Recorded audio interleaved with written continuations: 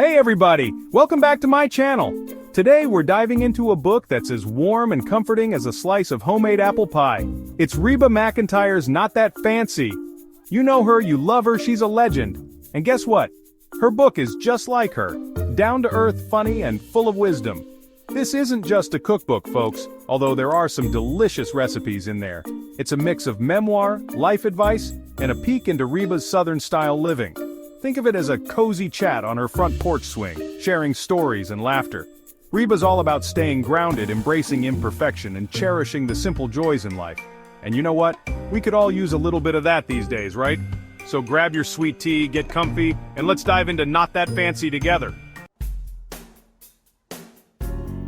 So what makes this book so special? Well, it's like a big old potluck of good stuff. You've got your memoir. Reba shares stories from her life, from her childhood on a ranch to her incredible music career. And trust me, she's got some stories, y'all. Then you've got the life advice. Reba's been through it all, and she's learned a thing or two along the way. She talks about the importance of family, staying true to yourself, and never giving up on your dreams. And she does it all with so much heart and humor. And of course, we can't forget the Southern-style living.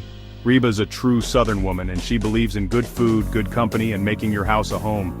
She shares her favorite recipes, decorating tips, and traditions that make life special. But what really shines through in this book is Reba's heart. She's so open and honest about her life, her struggles, and her joys. She's not afraid to be vulnerable, and that makes her so relatable. Whether you're a longtime fan of Reba, or just looking for some down-to-earth inspiration, Not That Fancy is a book that will stay with you long after you finish reading it. It's a reminder that life's too short to be anything but yourself, and that sometimes the simplest things are the most meaningful. Alright, let's dive into some of the key takeaways from Not That Fancy. One thing that really struck me was Reba's emphasis on keeping things simple. And I'm not just talking about her recipes, although those are pretty darn simple too. Reba's philosophy on life is all about cutting through the clutter and focusing on what truly matters. She's not about fancy gadgets or complicated recipes. She'd rather whip up a batch of her grandma's biscuits from scratch and spend the afternoon laughing with loved ones. And speaking of loved ones, Reba's big on relationships. She talks a lot about the importance of family and lifelong friendships. She shares stories about how her family supported her through thick and thin, and how her friends keep her grounded. But here's the thing I love most about Reba, she's all about embracing imperfection. She laughs at her mistakes, she doesn't sweat the small stuff, and she encourages everyone to do the same. She's got this great line in the book, "Life's too short to be perfect." And you know what? She's right. Now let's talk about the food, y'all.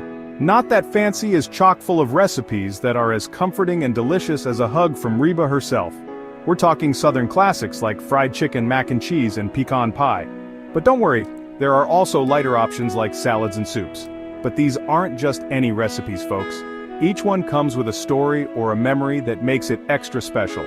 Reba shares her grandma's secret ingredient for the fluffiest biscuits you'll ever taste, and she tells the story behind her famous chicken pot pie. Hint, it involves a hungry tour bus full of musicians. What I love about Reba's recipes is that they're all about bringing people together.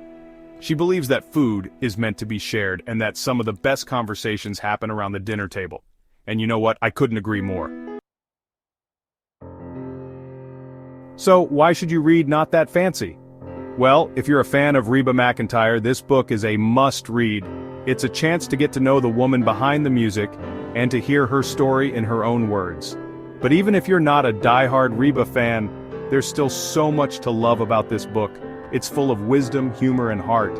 It's a reminder that life is precious, and that we should cherish every moment. Reba's writing is as warm and inviting as her personality. She makes you feel like you're sitting right there in her living room, sipping sweet tea and listening to her stories.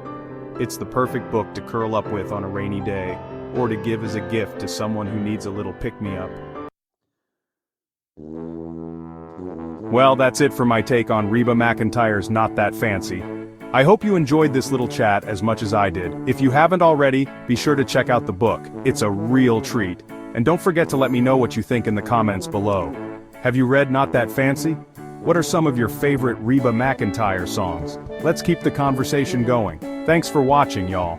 And remember, as Reba would say, keep it simple, keep it real, and keep on smiling.